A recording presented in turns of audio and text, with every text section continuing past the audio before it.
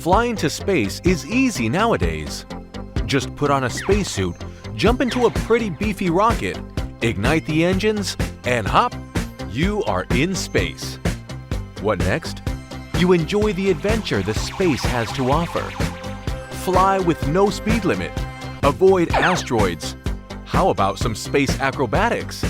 And yeah, defend Earth from aliens. Or not. Lo and behold, it's not. Flying to space is far from a routine job, and not everyone is cut out for this. Why not? Because you get into a rocket which shot up at the speed of 29,000 kilometers per hour to a place without air where everything gets frozen in a blink. For something like this, you have to be perfectly fit and have nerves of steel. You have to have a clever head too. Sometimes things go wrong in astronautics, and you have to know how to get out of the trouble. Fortunately, there are people who can do all of this. One half of the world called them astronaut, the other one cosmonauts, and the third half calls them taikonauts. They are carefully prepared for their trips to space for a long time. First of all, they have to learn really a lot about the universe, about flying and rockets, about the space station, and they must keep themselves fit. If you are overweight, you will simply fail the job interview for an astronaut. In space, every kilo counts. After all, lifting just 1 kilo into space costs more than 40,000 euros. This means that a kilo of space load is more expensive than a kilo of gold. Of course, astronauts also train for the situations they'll go through during the takeoff or when in space. They have to get used to the high G-force during the takeoff and during their return back to Earth. The training is done in a high-speed centrifuge. One of the most amazing things about being in space is weightlessness. The force of gravity affecting you in the Earth's orbit equalize, and you can float freely in space. But how do we train for weightlessness down on Earth? Quite easily. You only need water. Lots and lots of water in a large swimming pool. Although it's not a perfect solution, but floating in water is quite similar to floating weightless in space. And if you like, you can have your own aliens there too, or your adorable pet. After all, space has hosted quite a number of species: tiny flies, mice, monkeys, dogs, rats, rabbits, cats, turtles, fish, jellyfish, spiders, and even frogs. And how many people have flown to space? Quite a few, actually. More than 550 brave terrestrials. So, if you dream of becoming an astronaut, you definitely got a chance. The ultimate adventure awaits you. And what's a trip to space like? First of all, you'll have to control the need for personal space. One thing we lack in the space travel is the lack of space in the spaceship. You know, not enough room. Almost all of the volume of the rocket is reserved for the extremely flammable rocket fuel. So you and your friend astronauts will be stuffed into a damn small cabin of the spaceship, placed on the very tip of the tall rocket. Then there comes the very nerve-wracking countdown you can't do without. Let's have it here too. 999, 998, 997, 996, 995. 4, 3, 2, 1, blast off! And while on the way to space, your rocket falls apart. Haha, no need to be scared. That's the plan. The rocket parts that have used up all the fuel gradually fall off. The flight from Earth to space is quite fast. Just 2.5 minutes, and you are flying 100 kilometers above the ground. In another 8 minutes, it's 400 kilometers. And there, orbiting with shine and pride, the International Space Station. ISS is a tiny little home for us in the space. After all, going to space is not just about flying around the Earth, taking selfies and coming back home. Astronauts have a lot of important tasks to do up in here. So it's time to park your spaceship and let's take a tour around your new space home. The International Space Station is kind of a big puzzle that has been gradually pieced together by connecting various modules, and it is still expanding. It orbits Earth at the speed of almost 28,000 kilometers per hour, and each round takes about 90 minutes.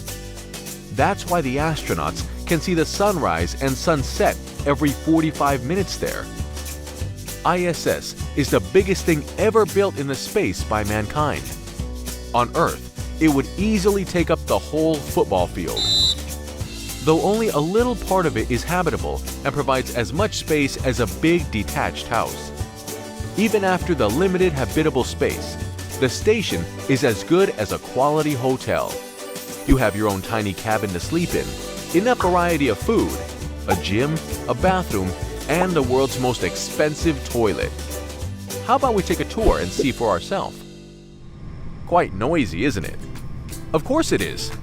The station is packed up with various technologies, making various weird sounds. Just operating the station itself requires as many as 50 computers. You simply have to get used to the ever-present humming noise. You can't sleep in such noise? Then you probably don't want to hear about the always-on lights. That's correct. For safety reasons, you can never turn off the lights at the station. Well, dealing with these inconveniences are not as difficult. You just need a sleeping mask and noise-canceling earplugs. And where are you supposed to sleep? Here, in this wall niche. I know. It looks like a small cubbyhole. And if you are accustomed of having a big sleeping space, then you may remember you can find everything in the space station, except enough space. By the way, sleeping at the station is also a tough nut to crack. Without gravity, sleeping or standing feels just the same because of the weightlessness. You simply won't get the feeling of lying down, no matter in whatever position you are. And do not expect your own bed. You have to make do with a sleeping bag. Just get in and buckle up. Why?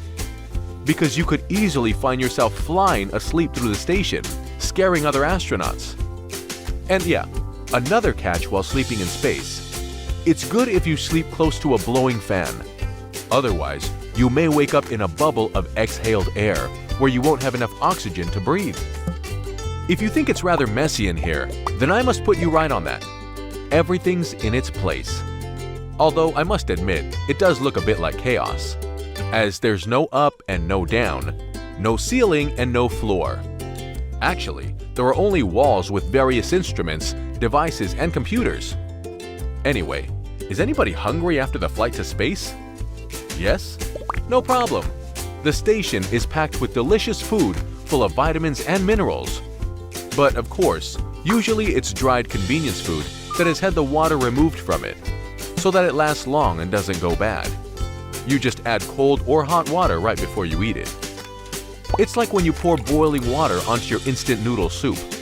The only difference is that you don't eat it from a bowl, but from a plastic bag you've made it in. And because the station often hosts people of various nationalities and tastes, its menu varies too. So what would you like? Russian borscht or American beef jerky?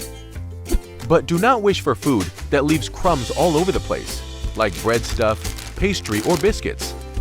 Crumbs flying through the station are quite dangerous. If the astronauts breathe them in, they could cough or even choke to death. Even drops of water can be treacherous here.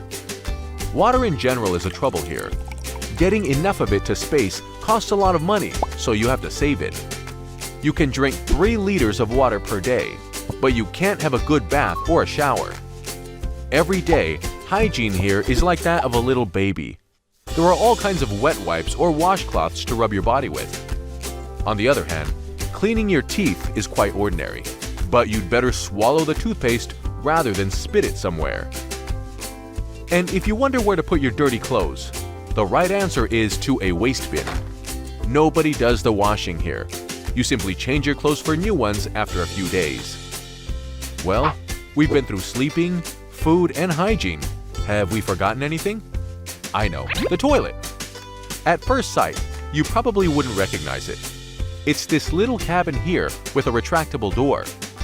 If your bladder is full, you can empty it into this special hose with a kind of funnel on it. And if you need to get rid of some excess load, you can use this wide tube with very efficient suctioning. You'll do the rest with ordinary toilet paper and wet wipes. After all, it's only about the right shot, and about remembering to go to the toilet too. Because in weightlessness, you don't perceive the liquids in your bladder. You can never know when your bladder is full until you just don't hold it in. That's why astronauts take preventative measures and go to the toilet every 2 hours. And just between us, when astronauts go out for a walk in their spacesuits, they put on a pair of diapers, just in case. And diapers, just in case thing. The station has a gym too. Human muscles weaken in weightlessness. That's why astronauts must work out regularly. Don't expect your favorite gym equipment here. Even the 500-kilo heavy dumbbell will be as light as a feather in weightlessness. So we use sophisticated machines. But the life of astronauts is mainly about work. During the day, they supervise the station and do various research tasks or carry out some experiments. And if they have a little free time, most of them spend it looking at the most spectacular view outside their window, our beautiful blue marble. As per their work demands, the astronauts may spend several months at the International Space Station. And what's the return to Earth like? Well, it's quite a rush. Just an hour and you're back home. You get back the same way as you went there, in a spaceship you park next to the station. Before entering the atmosphere, about 140 kilometers above Earth, the cabin with the astronauts gets rid of the parts they no longer need. 5 minutes later, 100 kilometers above the ground, the cabin enters the thick Earth's atmosphere and its fiery ride starts. Why fiery? The cabin with the astronauts descends at a high speed and rubs against the particles of the atmosphere, getting extremely hot. After a while, the temperature reaches almost 2,000 degrees of Celsius, sparks all around and everything shaking. Fortunately, the cabin is protected by a sophisticated heat shield, otherwise it would burn to dust. 11 kilometers above the ground, there's another trick. The cabin opens a large parachute to slow down. You don't need the heat shield any longer, so you can drop it without worrying. And to make the landing as smooth as possible, you ignite several rocket engines just a second before you land on the ground. Simply, the astronauts land like in a feather bed. Well, almost like in a feather bed. They feel a nudge here and there. And then what? Nothing. Then you just wait until a rescue team finds you and tries to pull you out of the cabin.